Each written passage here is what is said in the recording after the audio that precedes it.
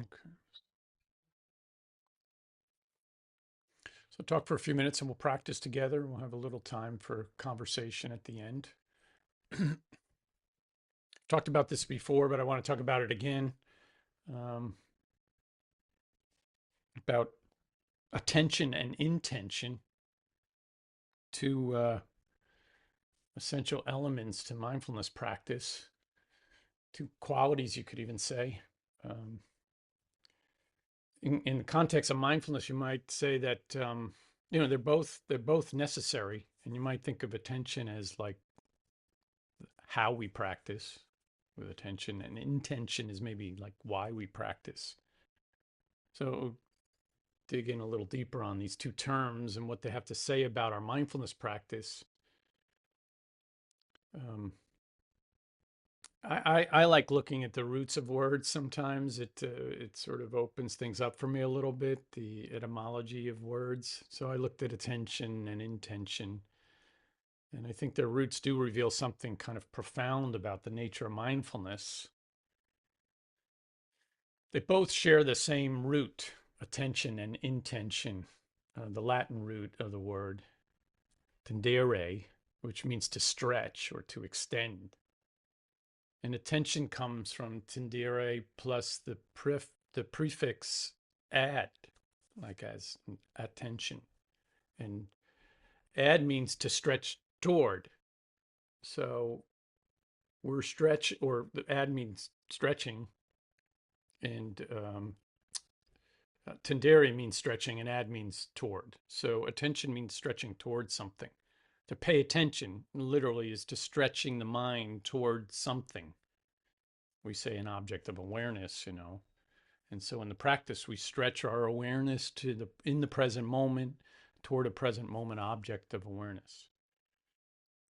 And we very often are using our senses to perceive that, to go towards something. And intention also comes from tendere, and it has the preface of the in part is into. So we can think of that as inward. So taken together, we're stretching and aiming our awareness inward.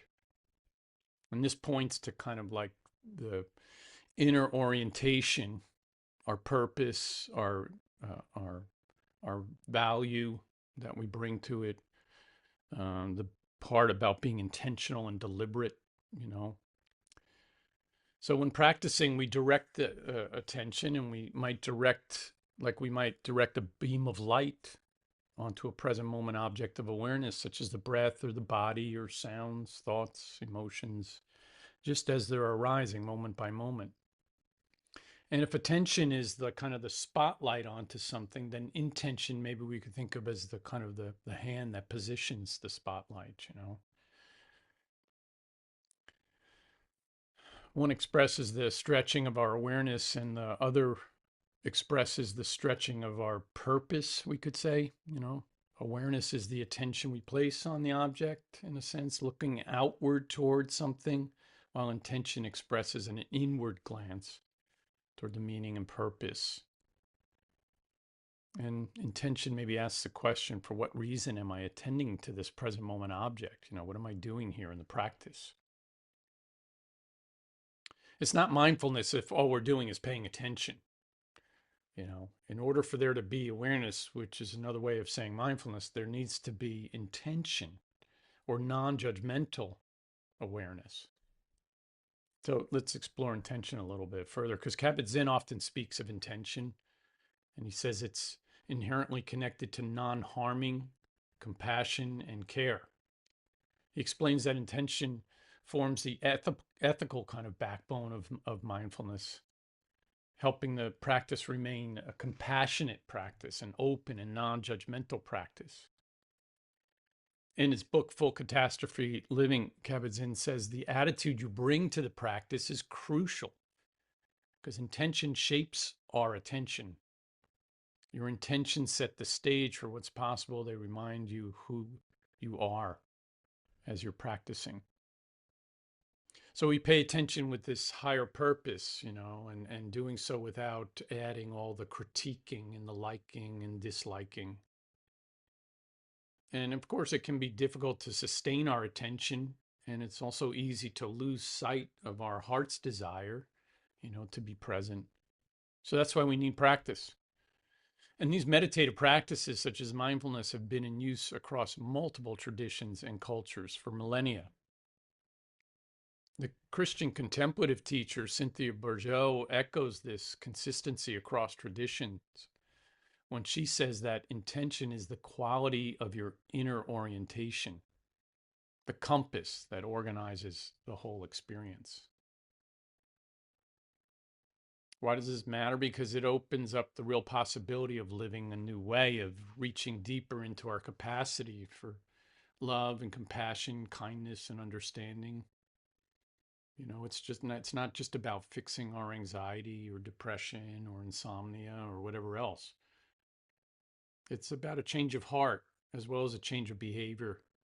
And that's often referred to as, living the transformed life or living life as if it matters. Biko Analio emphasizes this when he says the goal is inner transformation that lasts. Meditation practice should result in an improvement in the way we are and how we relate to others and how we deal with outer circumstances. So you can see there's kind of like big picture there, besides the presenting issue that maybe got us here, And a lot of this is these are like internal changes that manifest externally in our relationships and how we deal with the events of our lives. Practice can help cultivate these external changes, and making these changes can also impact our inner intention. As the 12-step tradition says, taking the body so that the mind will follow. So these two dynamics of inner and outer work are sometimes referred to as the path and the fruit of the path. Path is a practice, and the fruit is the inner transformation that's expressed in our lives. I keep a plaque on my desk with a quote from Carl Jung. Your vision will become clear only when you can look into your own heart. Who looks outside dreams. Who looks inside awakens, according to Jung.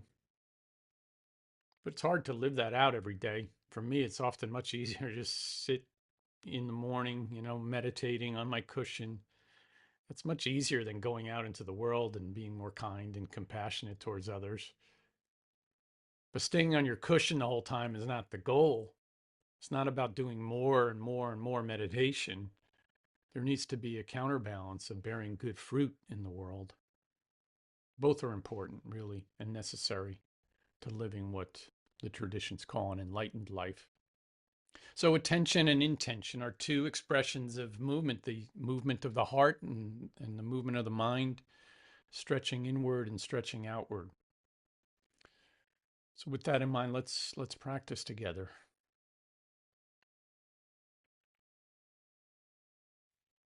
And you might even start this practice with a little kind of inner intention, an aspiration.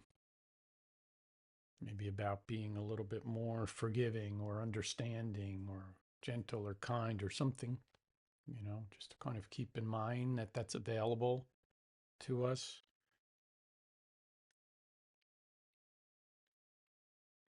And then we always start the practice of tending to the body and setting the body in a certain way, an intentional way, by having a sense of groundedness in the low body, getting the feet flat on the floor or the legs connecting with the floor, depending on whether you're in a chair or on the floor and cushion. And letting the hands come to rest somewhere on the legs or in the lap.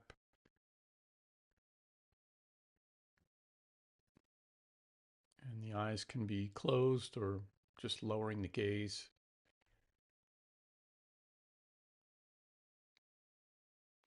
And then noticing the breath. Paying attention to the breath, not fiddling with it or making it be any certain way, but just noticing the in-breath and the out-breath. And letting this breath and this breath and this breath be the anchor point, present moment anchor point to point your attention When the mind goes off, just returning it to the breath and making sure you do so with the intention to be understanding, compassionate, caring, what we broadly call non-judgmental. So even if the old patterns show up, the patterns of thinking, or the old emotions show up that we tend to get caught on, resentment or anger or whatever it is, that we can look at that and say, yeah, that's anger, and just let it be that, and return to the present moment object, the breath in this case. It's okay to name that when you discover there's projecting, or there's going back in time, or there's that old story, and then just let it go. Come back to the breath. And it will go there. I know most of us know that already, but it's a good reminder. The mind will wander, and the mind will get caught on things. And that's why it's essential to have a certain attitude or intention of kindness, compassion, friendliness.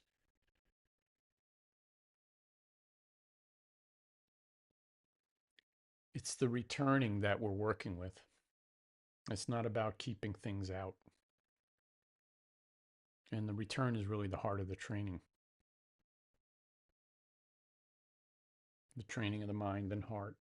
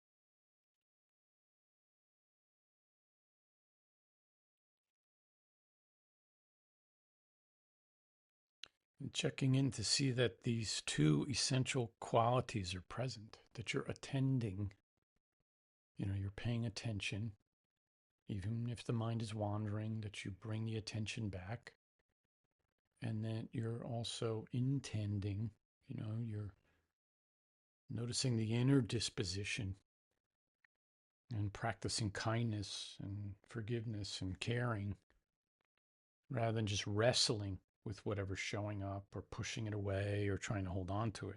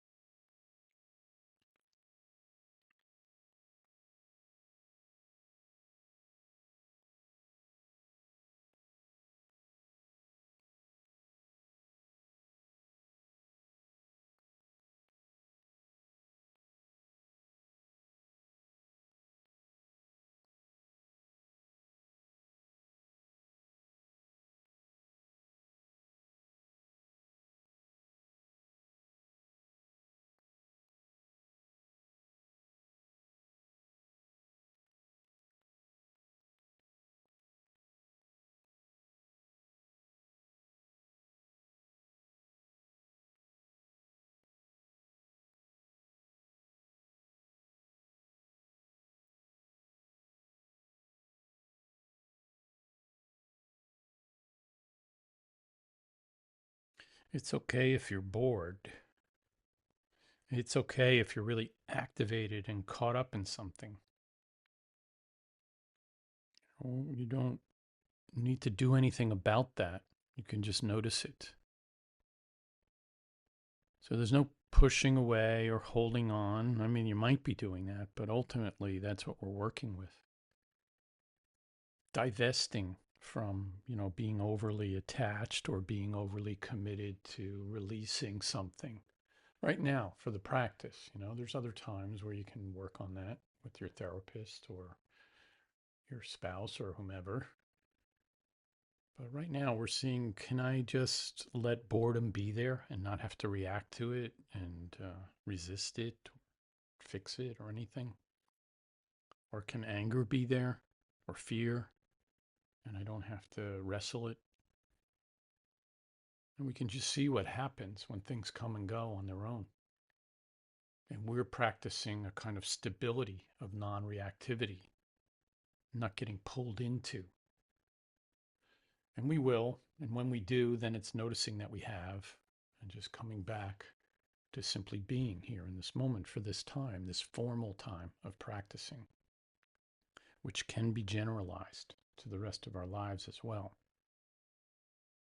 where we don't have to always interject into an argument, with someone. We can hold back and have a little distance that helps us.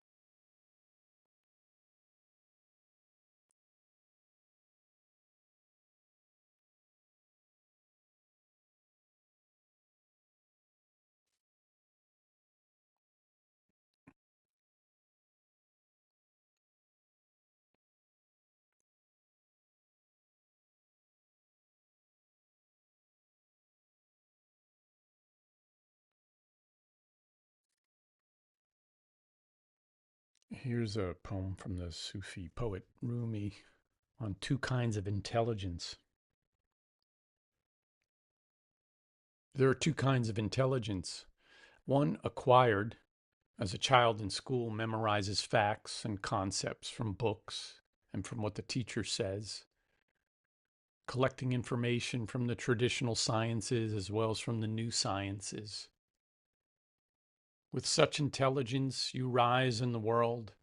You get ranked ahead or behind others in regard to your competence in retaining information.